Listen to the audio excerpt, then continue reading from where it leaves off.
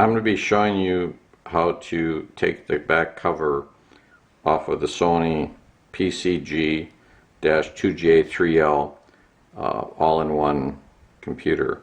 I believe this is a 20-inch screen, but I couldn't find any videos as to how to take the back cover out because I wanted to replace the hard drive with an SSD drive. And actually it's really quite simple. I'll just show you what steps you have to do to take it off easily.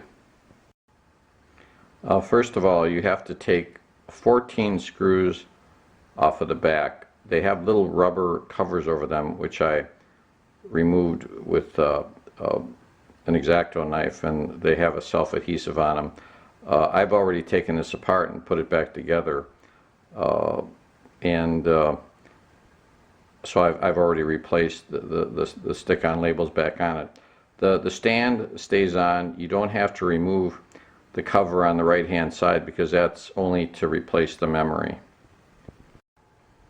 As you can see in this picture, there's 4 more screws on the bottom. They have little round peel off stick-ons. Those also have to be removed to replace to take the back cover off. Once you've taken these 4 screws off and the 14 on the back, the computer's ready, the cover's ready to come off, and I'll show you in a minute how to do that. Now that you have the 14 screws off the back and the 4 screws out of the bottom stand, you're now ready to take the cover off. I like to use this kind of X-Acto knife because it's got a nice thick blade on it, and what you do with it is you probably should start on the sides because they're a bit more flexible, but you just place this knife in this little crease, and this is the junction where the cover comes off. You just gently pry it and it'll pop right off. I'm going to turn it to the side, and same thing there. You can see this X-Acto knife will fit in here, and if you do it gently you won't do any damage. You just put it over the side of the DVD drive. Same thing on the bottom. You can see the junctions right here. Those are the 4 screws I had removed, and you just pry it gently.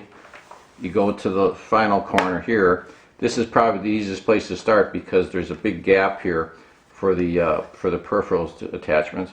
So you just pry it, and you can see it's even got flex to it. So I have this all back together, and as you can see now, I'm basically just, there's little snaps. There's probably 3 or 4 on the sides and a few on the bottom. And as you can see right now, as I've just put this back together, I'm snapping them back in. Again, remember, this memory cover doesn't have to come off. There's 2 little feet here that are cord attachments that don't have to come off, and you can leave on, this comes off when you take the cover off. So all that's good to go. So that's pretty much it.